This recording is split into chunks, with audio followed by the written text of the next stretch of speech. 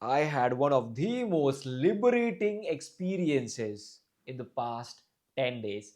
And I basically meditated for close to 100 hours during the past 10 days, which, by the way, if you don't know me and if you don't know my past, it is big for me. So I initially was not this guy, right? I did not used to meditate. I was not that big of a health junkie. In fact, I was an addict, dude. I used to smoke up. I used to drink back in college. I was super skinny, super thin. And dude, even people in my college, they used to call me Charsi. So Charsi basically translates to, someone that smokes up a lot of weed, right? Or charas, as they say. Correct? From that to this person that preaches about spirituality, about living a life that is fueled towards self improvement and living up to your potential, man, the shift has been massive. And I would like to share 7 things that I learned in the past 10 days meditating, doing Vipassana at Dampi. And the first one is growth requires discomfort. And I know what you're saying, bro. Everybody knows this. But here's the thing, right? When I went there, the room over there, it was not that well furnished, not as luxurious as I am used to. So my house, right, it's very well furnished, and काफी कुछ चीजें amenities I have present over there, and I couldn't use my phone. I'm now, I'll be honest, before this I can say I was addicted. I was addicted to constantly wasting my time scrolling on YouTube, scrolling on Instagram, watching Netflix. Some or the other thing was going on. As now, it's not as if I did not work at all. I did work, but I realized how inefficiently I was working. And when I stepped inside of that room, it was uncomfortable for me to not use my phone, for me to have a smaller bed, for me to not have my AC, for me to basically wash my own dishes. Now, for a lot of people, this is something that's very regular, and I respect that. For me, this was something that was out of my comfort zone, out of my regular comfort zone. And on top of that, I'm a speaker. I'm creating content right now, not speaking for 10 freaking days while this being my profession. Was big. It was big for me, and that helped me grow tremendously. I got initially the first few days it was terrible. I was feeling like shit, but then this feeling it went away, and I got used to my surroundings. I got used to not speaking, not talking to people, and I just grew, man. So that's something, and I only grew because I put myself in a situation where I was uncomfortable. I had to meditate for long hours. I had to sit there. And here's the thing, right? I have never sat with my legs folded for more than 20 minutes. And during the course of those 10 days, from 20 minutes to being able to sit for 1 hour and 20 minutes in those 10 days, because I had to constantly sit down and meditate, that has to be one of the biggest achievements for me. So that is one thing that makes me proud. So that's the first thing I like to share. Growth requires discomfort. And sure, this or any area of life, whether it's your financial, whether it's your physical, mental, social, any area of your life, if you want to grow, you need to consistently do things that make you feel uncomfortable, that are in the right direction. So that's number one. Number two, time heals. Now, I'll admit to you, now, what I'm admitting to you is something that I haven't admitted to basically anyone. I went in there with a broken heart. I had went through a terrible heartbreak, and I had this person that I felt really close to, that I was in love with, and she knew that I was in love with her, and she was, I had been in love with her since like 2.5, 3 years, and she basically started seeing someone, for marriage earlier this year. And it was basically the wrong time. Like, I knew she was, moving along that path, and I could have been that guy if I did the right things, but the timing just did not match between me and her, and I was not able to, make things work with her. And I couldn't even manage to keep her as a friend. It got that bad. I messed it up that bad, right? And I was in a terrible space. And I went, that was one purpose of mine as well, that I want to get out of this. I want to get out of this painful feeling.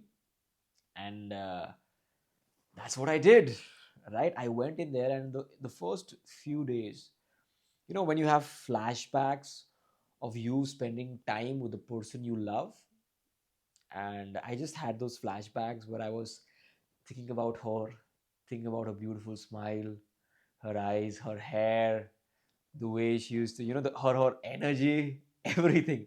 Okay, now I know, right? Just thinking about that makes me feel really happy. Although it still hurts, but nearly not as much as it did in the beginning. The first 2 days, I was in a lot of pain. After that, I was like, man, theek hai.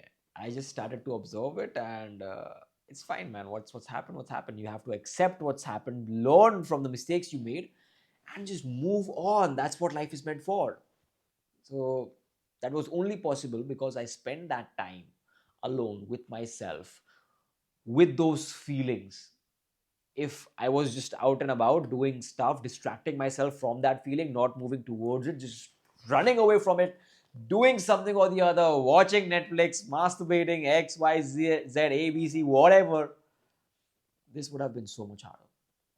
Now, again, those 10 days were not easy at all, but getting over her would have been even harder.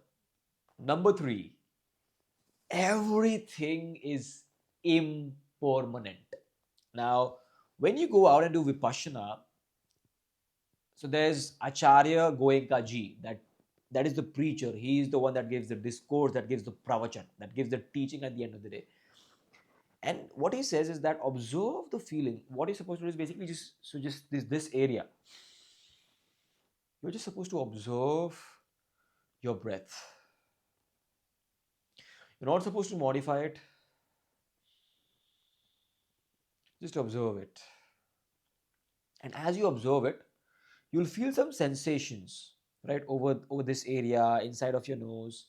And these sensations, majority of the time, are never permanent.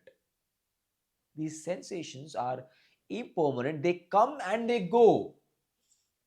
And it's not just about this sensation, but any sensation, any feeling that you have, the heartbreak that I felt, that is impermanent.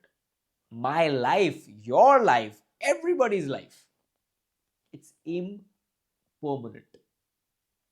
And everything that we have, it's gonna mostly, right? Everything around me is going to turn to dust. And it sounds terrifying. It sounds horrific initially. But then when you accept it, it becomes beautiful.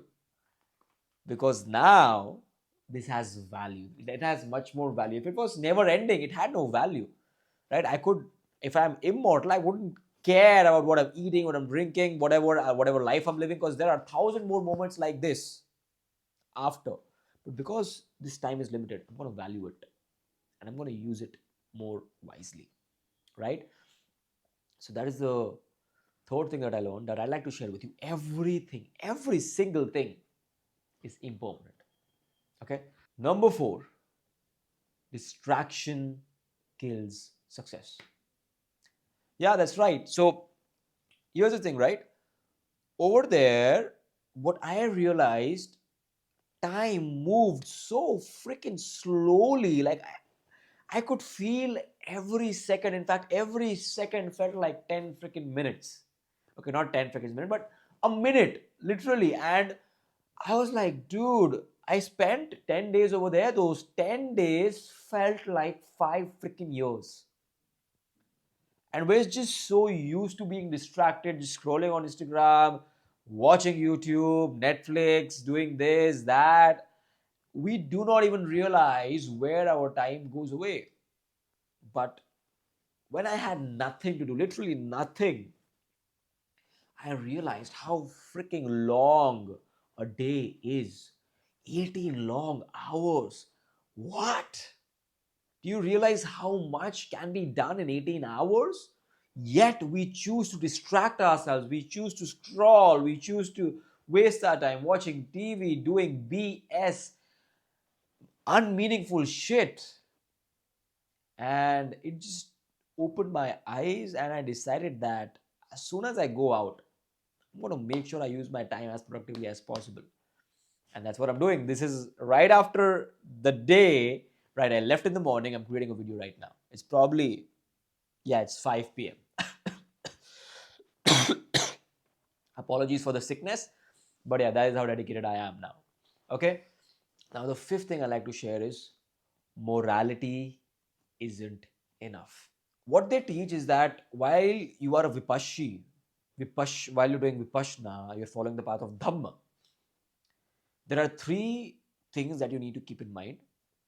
One is called Shil, second is called Samadhi, and third is called Pragya or Panya. Okay? And what it basically means, Shil, in a way, is morality. Be moral. Okay? And in these 10 days, I was not supposed to speak with anyone and just observe my truth.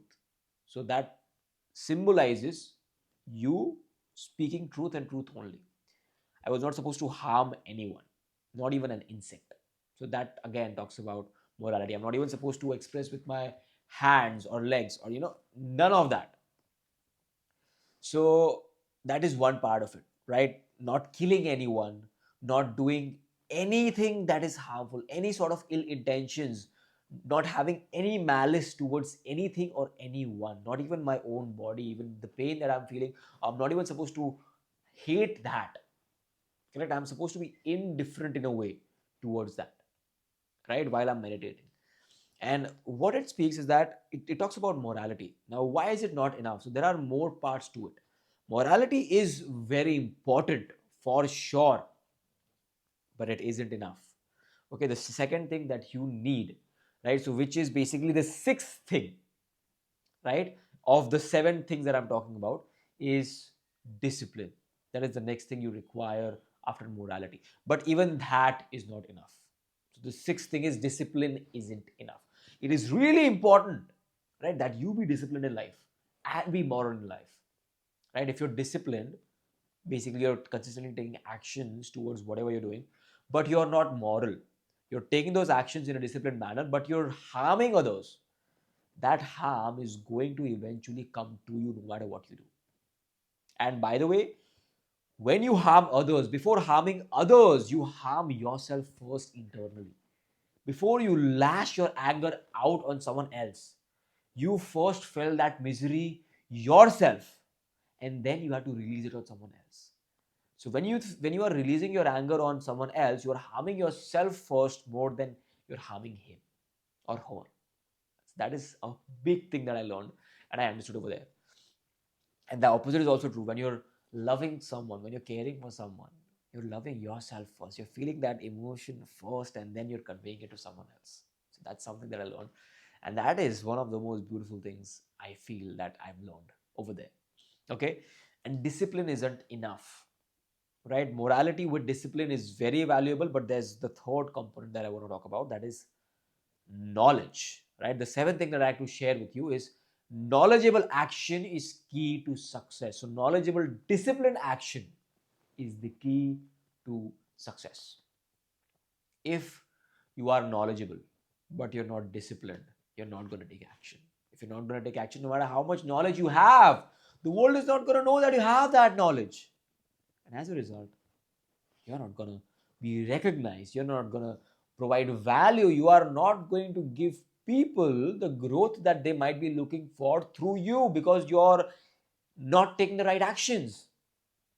Correct? So, Sheel, which is in a way morality, Samadhi, which is focus and discipline, Pragya or Prana, which is knowledge. All three of these things are important in order for you to walk towards the path of liberation, to become more successful in life, right? And in a way, remove your, it's called Vedas. No, it's not Vedas, but it's something with the V, right? And basically, what happens is that every time you feel a sensation while you're meditating, right? It's in a way supposed to liberate the pain you've suffered through in the past, and it could be whatever pain. And what you're supposed to do is that you're just supposed to observe it. So this is anapan. Once you are done doing anapan, just observing your breath, then you're supposed to observe your entire body, right? And by the way, once you do this consistently enough, what happens is that initially you start feeling sensations where you thought there are no sensations.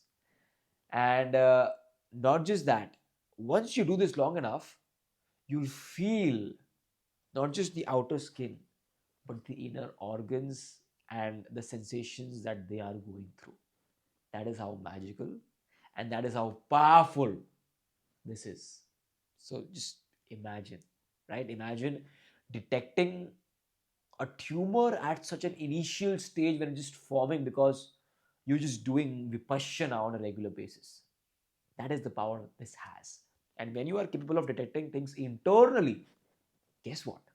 You also become able to detect things externally when they present themselves to you. When someone's lying to you, you're able to detect that.